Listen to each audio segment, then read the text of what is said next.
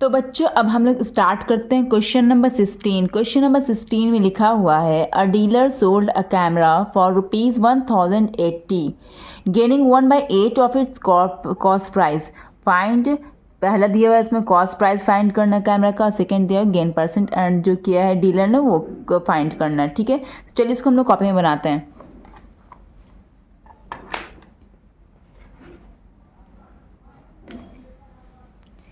यहाँ पर हम लोग क्वेश्चन नंबर 16 सॉल्व कर रहे हैं। ठीक है बच्चों, यहाँ पर हम लोग कौन सा सॉल्व कर रहे हैं? क्वेश्चन नंबर 16, एक्सरसाइज 10A का क्वेश्चन नंबर 16।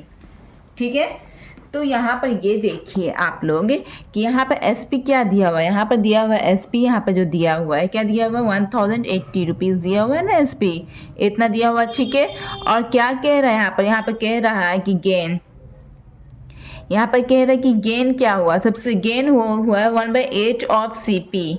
गेन यही हुआ 1/8 ऑफ CP, यहाँ पे कह रहा है क्वेश्चन। ठीक है, तो उसके बाद फिर यहाँ पे ये देखिए बच्चों कि मान लो यहाँ पे लिखो let the CP be x, CP of a camera be x. ठीक है, एक्स रुपीज़ है, समझो कि एक्स रुपीज़ है। ठीक है, तो यहाँ पे गेन क्या हो जाएगा? यहाँ पर गेन हो जाएगा 1/8 मल्टीप्लाई एक्स। ठीक है, इज इक्वल टू क्या हो जाएगा?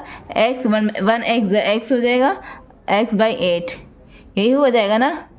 गेन ये मेरा हो गया, SP ये हो गया और CP मेरा x। ठीक है, तो फाइंड क्या करने के लिए यहाँ पर कह रहा है? सबसे पहले क्वेश्चन नंबर 1 में फाइंड करने कह रहा है कॉस्ट प्राइस। क्या फाइंड करने कह रहा है यहाँ पर? CP ये फाइंड करने कह रहा है। ठीक है, तो सबसे पहले ये देखो गेन का फॉर्मूला क्या होता है। यहाँ पर सॉल्यूशन लिख देते हैं। क्वेश्चन नंबर 16 का क्वेश्चन नंबर 1 का सॉल्यूशन यहाँ पर है।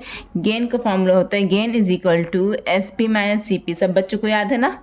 जिसको जिसको याद है वो कमेंट सेक्शन में बताएगा। ठीक है, तो गेन मेरा क्या निकला? यहाँ पे गेन मेरा निकला x/8, ये निकला है, तो x/8 लिख दो गेन की जगह पर, इज इक्वल टू SP मेरे क्या है? 1080 है, वो लिख दो SP की जगह पर, माइनस का निशान है, माइनस दे दो। CP मेरा क्या है? यहाँ पर CP मैंने x माना था, वो लिखा गया। ठीक है, तो आगे हम लोग इसको अब सॉल्व करेंगे। ठीक है, अब यहाँ पे ये देखो x वाला पार्टी को LHS में ला दो। RHS में है ना x वाला पार्टी को LHS में ला दो। जब ये उठ कर LHS में आएगा तो अभी इसका साइन माइनस है, तो LHS में जब आ जाएगा तो साइन क्या हो जाएगा? बताओ बच्चों, साइन क्या हो जाएगा? जब वो LHS में आ जाएगा तो साइन क्या हो जाएगा? साइन प्लस हो जाएगा ना। x/8 ये तो पहले ही से, तो इसका कोई साइन चेंज नहीं होगा। ये उठकर इस घर में आ रहा है, LHS में आ रहा है, तो साइन इसका प्लस हो गया, इज इक्वल टू 1080, यही हो गया है ना। अब नेक्स्ट स्टेप क्या हो जाएगा? अब ये फ्रैक्शन वाला है। ठीक है, इसको सम करना है इससे, तो फ्रैक्शन को कैसे सम किया जाता है? डिनोमिनेटर कैल्शियम ले जाता है, इसका डिनोमिनेटर कुछ नहीं है, तो यहाँ पर हम लोग अपने से 1 डाल देंगे। ठीक है, हर नंबर का डिनोमिनेटर 1 होता है। ठीक है, हर नंबर के नीचे 1 छुपा रहता है, तो इसके भी नीचे 1 छुपा हुआ है। अब 1 और 8 कैल्शियम लेंगे तो क्या आ जाएगा? 8 ही आएगा। ठीक है, 8 की टेबल में 8 कितनी बार में आता है? 1 बार में आता है। 1 को न्यूमरेटर से मल्टीप्लाई कीजिए, 1x क्या हो जाएगा? 1 को x से मल्टीप्लाई करेंगे तो क्या आएगा? x ही आएगा। प्लस का निशान दे दिया यहाँ पर। 1 की टेबल में 8 कितनी बार में आएगा? 8 बार में आएगा। 8 को न्यूमरेटर से मल्टीप्लाई कीजिए, 8 को x से मल्टीप्लाई करेंगे तो 8x हो जाएगा, इज इक्वल टू 1080, यही होगा ना। अब अच्छा, अब नेक्स्ट क्या होगा यहाँ पर? नेक्स्ट यहाँ पर ये होगा कि ये लोग दोनों के पास जोड़ दीजिए, 8x और यहाँ पर तो 1 छुपा हुआ है, 8x और x को जोड़ेंगे तो क्या आएगा? 9x/8 इज इक्वल टू 1080, यही होगा ना बच्चों। चलो हम नेक्स्ट पेज में इसको बताते हैं आगे। तो यहाँ पे मेरे क्या इक्वेशन आया था बच्चों? 9x/8 इज इक्वल टू 1080, यही आया था ना बच्चों। अब यहाँ पे क्या किया जाता है? यहाँ पे देखिए ये फ्रैक्शन में है और इधर भी इसके नीचे 1 छुपा हुआ है, तो ये भी फ्रैक्शन में। जब दोनों तरफ फ्रैक्शन रहता है तो क्या किया जाता है? क्रॉस मल्टीप्लाई किया जाएगा। क्रॉस कैसे मल्टीप्लाई किया जाएगा? इस LHS के ऊपर वाले से डिनोमिनेटर के नीचे वाले से करना है, इसके नीचे वाले से इसके ऊपर वाले करना। ठीक है, ऐसे कोना कोनी मल्टीप्लाई किया जाता है, इस तरह से किया जाता है। ठीक है, इट मीन्स LHS के नीचे वाला पार्ट रहेगा तो RHS का कौन सा पार्ट रहेगा? ऊपर वाला। अगर LHS का ऊपर वाला पार्ट रहेगा, न्यूमरेटर रहेगा, तो RHS का क्या रहेगा? डिनोमिनेटर रहेगा, नीचे वाला पार्ट। ठीक है, तो इसको 9x को 1 से मल्टीप्लाई करना है, इज इक्वल टू 8 को 1080 से करना है, 8 × 1080 कर दिया यहाँ पर बच्चों।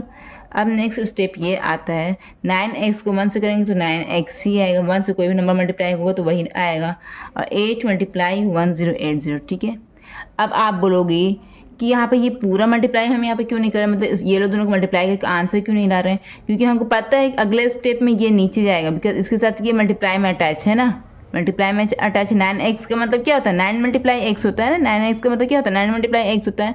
तो ये 9 इसके साथ मल्टीप्लाई में अटैच है। अगले स्टेप में x अकेले रहना चाहेगा और 9 को बोलेगा तुम इस घर में जाओ।